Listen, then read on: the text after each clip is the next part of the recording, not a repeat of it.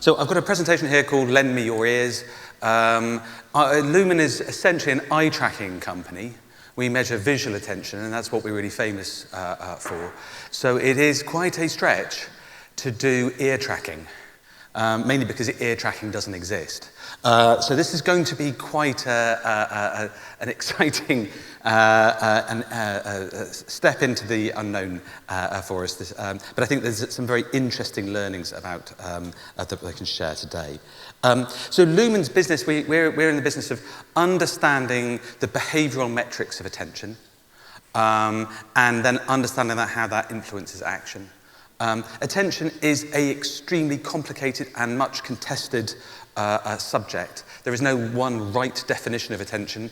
It has a sort of constellation of different meanings here that can, and instead of arguing about one meaning or the other, because they're all in a sense right, I'm going to talk about behavioural signals of attention. Now, later, when we get on to talk about the ethics of attention, we'll have to have a far more capacious understanding of this. Dublin is extremely well suited to have this big debate about what attention is, because some of the greatest philosophers of attention did their work here. You know, obviously, Berkeley's work in the 18th century in inventing modern psychology started with vision and attention.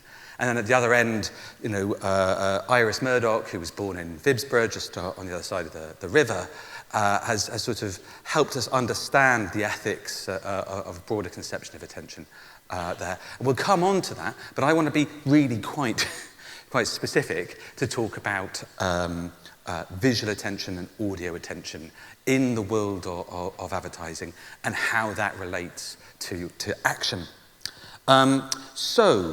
Who here has a 5-year-old in the house? Hands up. A few of you.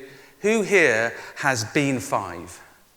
Yeah? Okay, so you've done this. So you will have gone on journeys somewhere, looking out the window, and you have played the game I Spy with My Little Eye, something beginning with C. Everyone does it. And the game is about selective attention. As you're driving down the M50, you'll see, you know, I Spy with My Little Eye, something beginning with C, and it'll be a chimney or a car or a cat. It will be visible, but the game is that you might not notice it. There is a difference between what is viewable and what is in fact viewed. And as we'll talk about, things that are audible and things that are viewed. Now, I've got another 27 minutes to talk to you, but basically this is the whole thing. You can just go back to looking at your phones now. Because your average 5-year-old knows more about attention than your average 50-year-old media planner. And we have forgotten more about attention as we go through university and, you know, graduate jobs and stuff like that than we knew when we were 5. So I embrace your inner 5-year-old for the rest of this talk. Because when we think about selective attention, and all attention is to some extent selective, we have to remember this I Spy thing, because here we have a whole load of viewable ads. They're all viewable, and the market would suggest that you have to pay as much as, you know, the same for all of them. But if you're an advertiser, you know equally that just because your ad is viewable, how can you be sure that, you know, people are actually looking at your ad? How can you measure this selective attention? To really understand the delta between what people could see and what they do see, or what they could hear and what they do actually cognize. And that's where Lumen, that's where we do our work. And like I said, usually we try and measure, we have eye tracking technology. We have some software that turns the webcam on your phone or your desktop computer, or we put webcams on top of people's tellies, or we work with cinema chains to put cameras in cinema, whatever it is, and then get samples of people with their permission and with their consent to go through Facebook or to watch TV or to go to the cinema. And we track their head movements and eye movements while they're exposed to stuff. And we can see that there's a whole lot of stuff that's viewable. We measure that. And then we measure how long it's viewable for. And then we measure if anyone did actually look at it. And people are very good at ignoring stuff. Mainly for many of the reasons that appear in Richard's excellent book, which I can heartily recommend. We featured in the previous one. We're not in the second one. But it's just as good.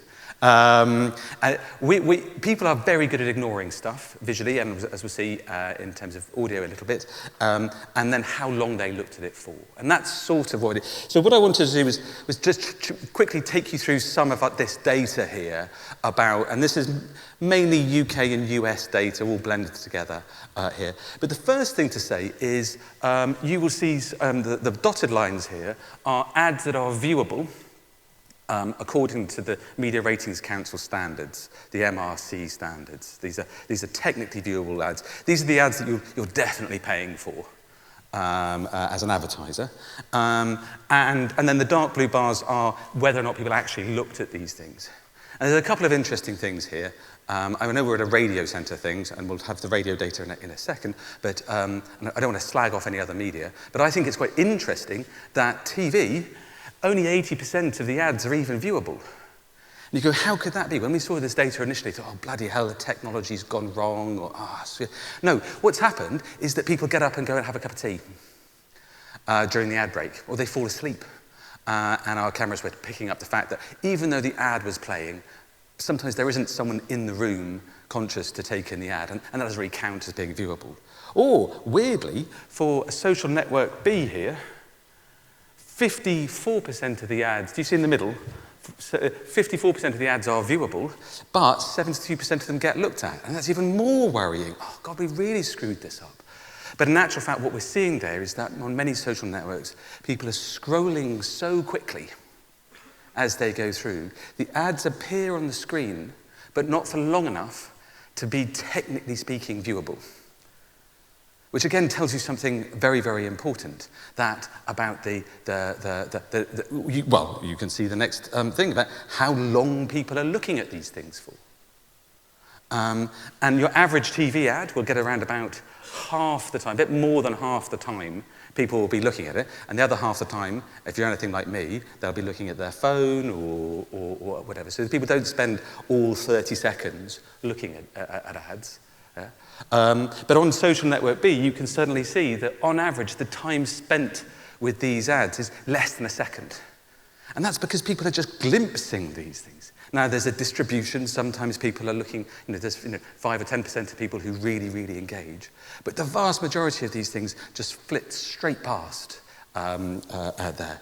And we think that time is really, really important, and we'll come on to that in a second. Because it turns out that the more time you spend with the ads, you're far more likely to remember them. And here we have, in a particularly ugly chart, I apologise, but time spent with ads, and then we have, oh my God, what did happen with this? Oh, so I apologise, guys. But there are tiny, tiny numbers at the top that are a percentage of people remembering the ads. And we have these curves for different media that are different shapes. Different media convert visual attention into memory at different rates. It's not all the same, but more attention almost always results in more memory, and the rate of increase changes from that. So you can see that this is useful stuff to help you realise that people aren't always looking. If they are looking, then don't look at the whole thing. The more that they do look, the more that they remember. And that's fairly fundamental for us, because we then have to think about what about radio? And again, my editing skills have not been very good here, because I think I've given away you can see where this is going. Well, they did invite me to talk about radio, didn't they? It's not going to be bad news. So what did we do then? Well, we know a lot about viewable time, visual attention, and memory. But that means that we can build a predictive model that says, if you tell me the viewable time and the visual attention, I can tell you the memory. Or if you tell me the viewable time and the memory, I can predict the equivalent visual attention. And that's what we've done here. We have perhaps 1, 2, and 3, dark blue, light blue, and green. And we did a big study initially in the States, then in India. We've worked with Spotify, we've worked with wip1 in the States, we've worked with the BBC in the UK, and now we've worked with Dentsu and Radio Centre in Ireland to collect data about the audible time and the memory, and then inferred the likely audio attention, the visual equivalence of stuff. So this is an inferential model. We haven't done ear tracking. What we've done is we've used what we know about eye tracking to infer what must be happening in terms of selective attention within people's heads. And what we've found, which was slightly given away by my dodgy visual slides, if you hadn't all been mucking around on your phones, this would be a surprise now. But unfortunately, you've been very attentive, is that audio generates tons of attention. We know that from this very, very large studies. This is global data here. And we find that given the viewability or the audibility of things, and given the memorization of those ads, perhaps, and we'll come on to Richard's point in a second, but given the audibility, given the memorization of ads, you would have to have ads that were better than TV ads in terms of attention to explain that. And I think what's interesting about it, listening to Richard's stuff, is that I think that mood probably is part of this. But the nature of it. We'll come into the drivers of attention as well. But this, I don't think, is given what Richard just told you, this is an unsurprising finding. And it's been backed up in 5 or 6 countries already. And what I wanted to do is I'll talk about the Irish data in a second. I mean, the other reason why we think this might be true is because we use data and models like this to help media buyers buy better media, and then we see if it makes more money, or if it generates more clicks, or more results. And what we find is, a big study we did with about 1.8 million people for Havas. So the more people remember, the more people are exposed to advertising and attend to it, there are significant increases in memorization and brand awareness, in consideration, preference, and purchase intent. Very big study there that we did with Havas. We've been working with PwC to audit all our data to show the relationship between predicted attention and clicks. And a very large study there showed that the data that we had is extremely predictive of outcomes there, and that's something that we see time and again when we use our algorithms to help people buy stuff. But the really exciting thing for me as well is about profitability. Working with with WPP and Ubiquity, looking at the incremental profit you get from ads in different media, and how closely that aligns to the incremental attention you get in different media. And one of the largest studies of its kind ever undertaken, 144 econometric models were analysed. And the fit between increased attention and increased profit was almost 1-to-1. I don't know if you can see there, but the R squared is 0.979, which means that every time you increase in attention explain almost all the increases in profit. So this stuff isn't, there's a lot of, science is based on inference. Again, someone like Boyle, the father of inferential science, from the other half of Ireland, has sort of taught us about this. But by linking all of these points together, we think that measuring attention in this way leads to better outcomes.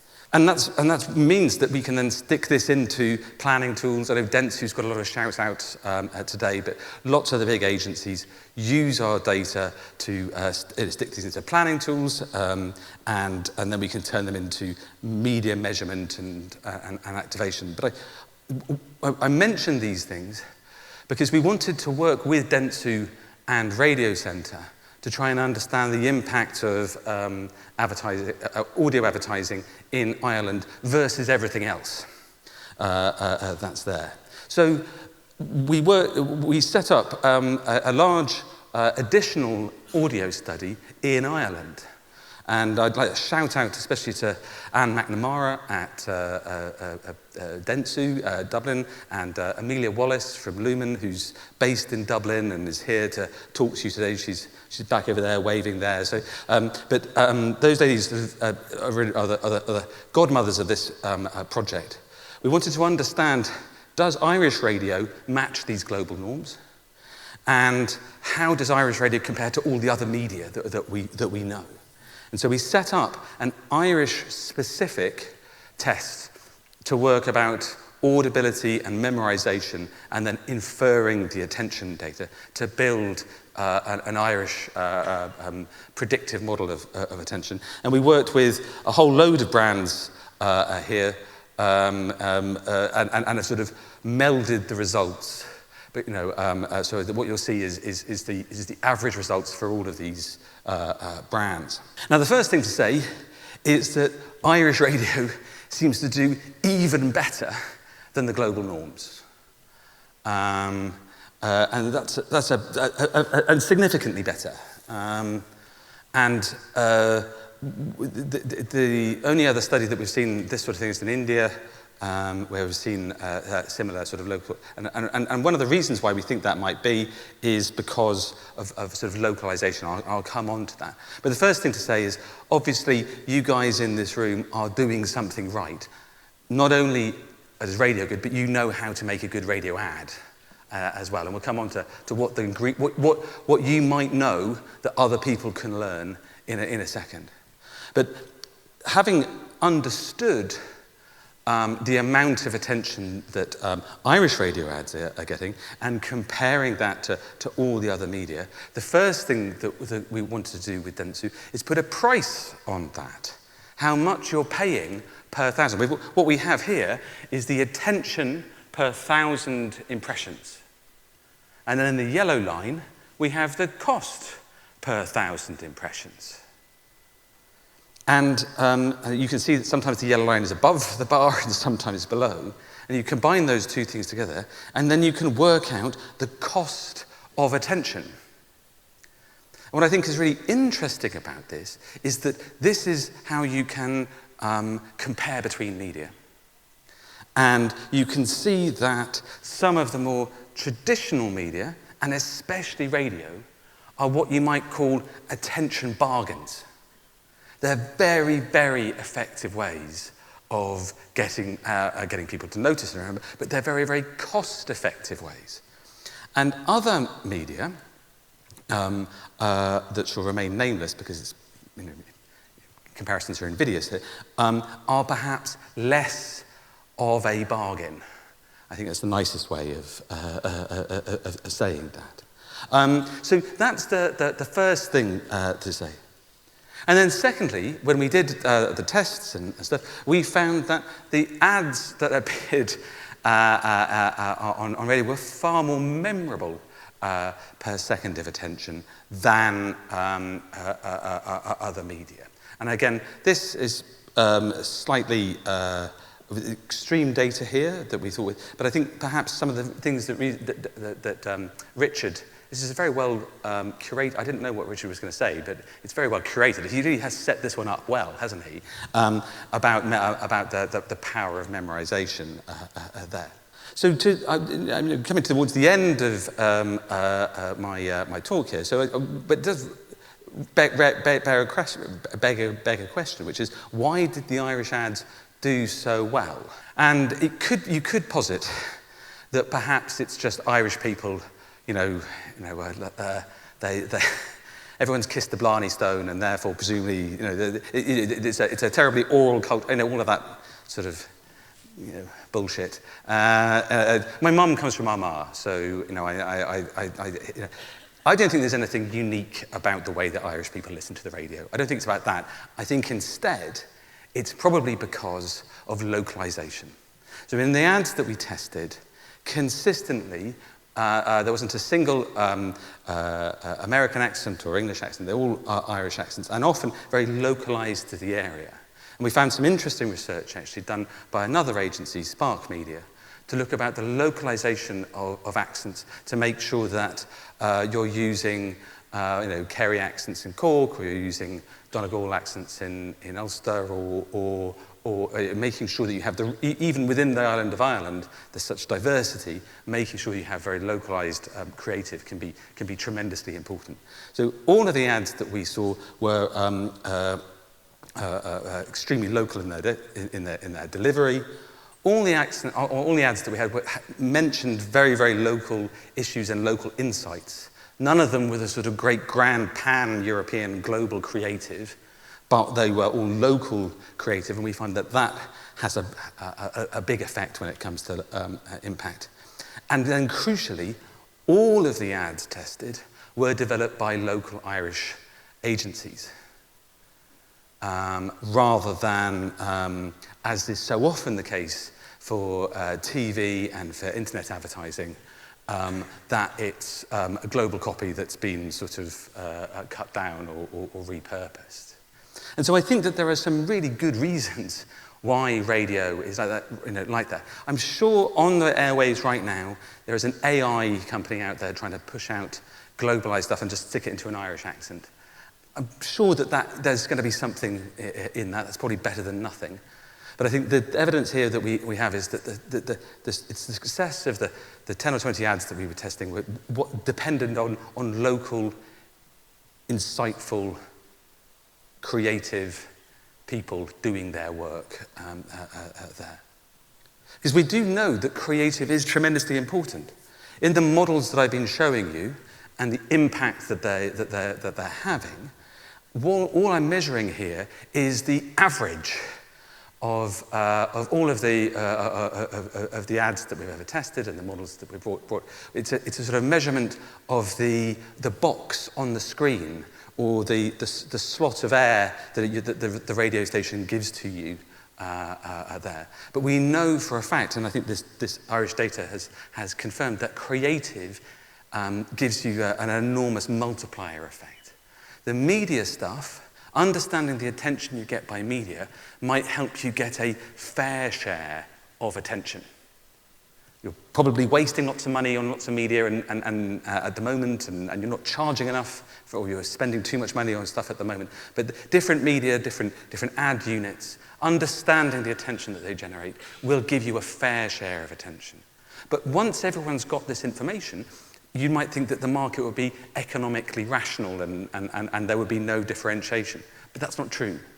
Because if the attention data for media gives you a fair share of attention, the creative can help you get an unfair share of attention. More people looking than the average, more people listening than the average, more people remembering or acting on it. The mathematics behind this stuff that I've shown you is very robust and very predictive, but it's only predictive up to a point. You can always do better, or I suppose, always do worse. So take the creative very seriously. So I think, just to conclude then, there's a real opportunity for advertisers here, because we know that people are very good at ignoring stuff in any media. And yet it's attention that drives action. The word attention itself comes from advertere, to turn towards. There is a clue in the name of the industry that we work in, which is that we are about getting people to notice and remember and act and think of it. And assuming that everyone is attending is a mistake. So we have to take attention seriously because that's the thing that leads to action. It's not a theoretical thing. We can and do measure this, and we can and do act on it. Within that, we have to take media differences seriously. An impression here does not equal an impression there. And I think it's interesting about the cognitive bias. I'm going to in Richard's words, take his research and then take it with a twist. I bet there's a lot of people here in this room who have a cognitive bias that says audio-only media is not as good as audio-visual media. I bet there's a cognitive bias about that. Isn't it ironic it's taken a guy from an eye-tracking company to tell you that audio is better than audio-visual? You probably have a whole load of prejudices about that, which need to be challenged. You need to think properly about the reality of attention to advertising, because if you get that right, you can make a lot of money for you or for your customers. And then the final thing, and again, this goes back to Lolly's point about buying local. One of the, like I said, I think that the ad, in a sense, I'd like to redo the test that we did. And I'd like to do it with some bland crap creative as well. You know, produced from some faceless person in London or New York or something like that, and forced on your listeners there. Perhaps we just chose work that was too good. It was too local, it was too insightful, it was too creative.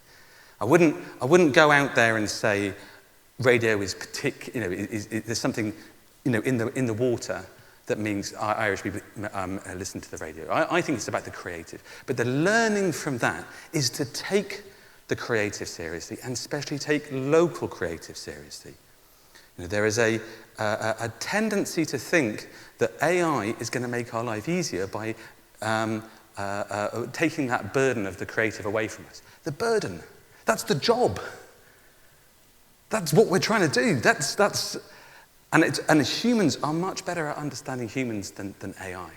I say this, my cousin Patrick works in production, so you know, he's got his family in Dublin to look after. So but I know from here that it's the ads that were made by local humans that did better than the international norms. And again, you have to think about that as an investment here.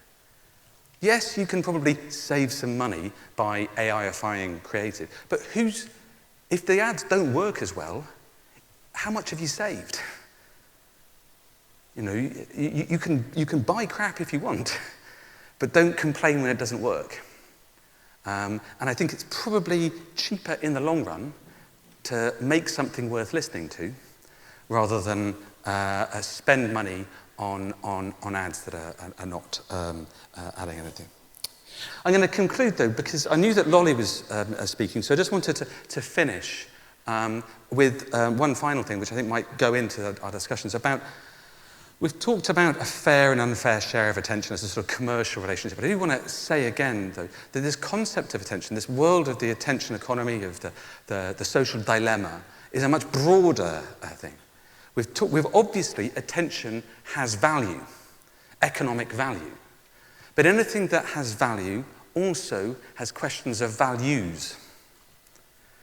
And economics of attention presupposes an ethics of attention as well. And one of the really important things in this room is that, hopefully the message you're getting is it's probably a good idea to spend more money in local radio, because it works. Just for the shareholders, it works. Yeah? Just you go and talk to the finance director and he says, I'm going to pull some money out of this social media, I'm going to put it in radio, because that's the hard-nosed capitalist in me, that's the best thing to do. But the thing about Ireland, you know, and my son of an Ulster woman, is that you are a land of saints as well as scholars.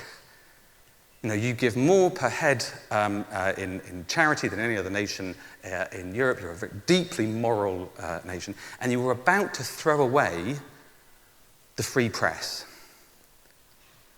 And it's only through advertising that we can have a democracy of such vitality like that. So while you should put your hard-nosed capitalist head on and invest in the best performing media, because that generates the best attention, you should also know that you can do well by doing good. And going back to the Iris Murdoch's book, the Sovereignty of Good, you can't escape the fact that your investment decisions don't just have commercial impacts, but they have social impacts. And radio is an unalloyed good for the soul of Ireland. And I strongly hope that you've got that you can take this information to do not just the commercially right thing, but the ethically right thing, and invest in the media.